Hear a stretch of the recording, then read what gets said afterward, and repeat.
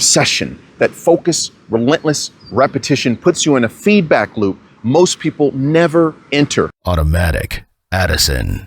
Hi, this is Automatic Addison, and the topic of today's talk is extreme people get extreme results. Let's get into it. So Sam Altman, CEO of OpenAI, the guy with the front row seat to the future, once said, extreme people get extreme results. It sounds intense, and it is, but it's also true, not just in tech, not just in life, not just in sports, but in anything worth doing past mediocrity. So let's break it down. Extreme people get extreme results. Why do extreme people get extreme results? Because the world doesn't pay out linearly. It's compounding, non-linear, brutally unfair in the best way possible. A little effort gets you a little progress.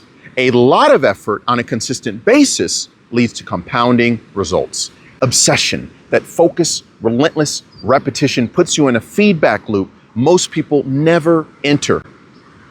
You're not just learning, you're stacking.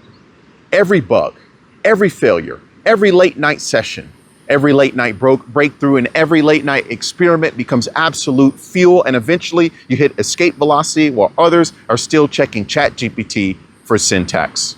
You want proof? Let's take a look at the late Kobe Bean Bryant, the basketball player.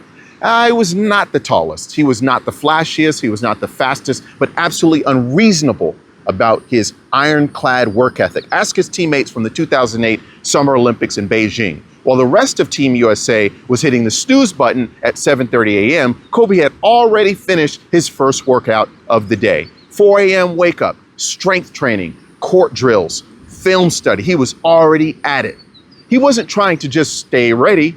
He was trying to kick ass and take names. He was trying to break people mentally. He was trying to take others' souls. Because when the going gets tough and the game is tight in the fourth quarter, he had already owned that moment. He earned it at 4 a.m., while everyone else was still drooling into their hotel pillows. And the same rules apply to robotics and artificial intelligence. You think you're just competing with your classmates. You think you're just competing with your colleagues. No, no, no. You're competing with the world. You're competing with the 19-year-old in Bangalore who's reverse engineering Tesla firmware on a cracked laptop screen. You're competing with the guy in Seoul who's living off instant noodles, spicy kimchi, and Wi-Fi that cuts out every time he turns on his rice cooker. They're not waiting for motivation. They're launching prototypes from rage and caffeine. They didn't get lucky. They got obsessed. And that's the secret. Because obsession doesn't care about your mood. It doesn't ask if you're feeling okay. It shows up when you're exhausted, when the code won't compile, when you're frustrated, when the motors jitter for no reason. That's when you got to keep going.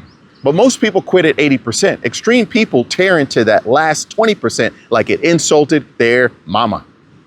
And here's the real kicker. In engineering, just like in sports, one small breakthrough can shift everything. That new controller, that tighter feedback loop, that perception tweak that finally makes the system behave. That's not just a good day. That's the moment you go from nice project to who the hell built this? So yeah, you can keep doing all that scrolling on your smartphone. You can keep looking at cat videos. That's right. You can go head off to Dubai to go chase IG models taking selfies on the beach during the golden hour. You can go to brunch with your friends and talk to them about balance.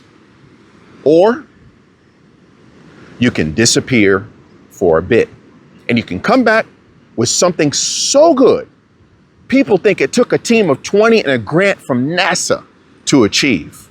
And when they ask you, how did you pull that off? You look them in the eye and you smile and then say, extreme people get extreme results. Keep building. Automatic Addison.